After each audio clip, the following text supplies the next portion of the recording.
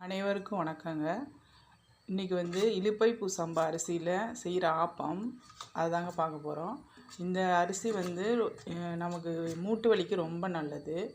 இது ஒரு கப் அரிசிக்கு 1/4 கப்பு உளுத்தம்பருப்பு, ஒரு 1½ ஸ்பூன் வெந்தயம் போட்டு எல்லாத்தையும் ஒன்றாவே ஊற வச்சிடலாங்க. ஊற வச்சுட்டு அதில் நம்ம நல்லா ஊற வச்சுட்டு அரைச்சி வச்சிட்டோம்னா மறுநாள் காலையில் ஆப்பம் ஊற்றலாம்.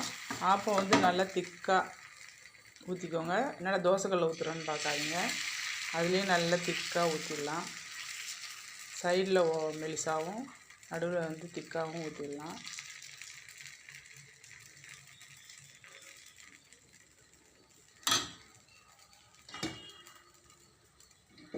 மூடி வச்சிட்டோன்னா ஒரு நிமிஷத்தில் வெந்துடுங்க.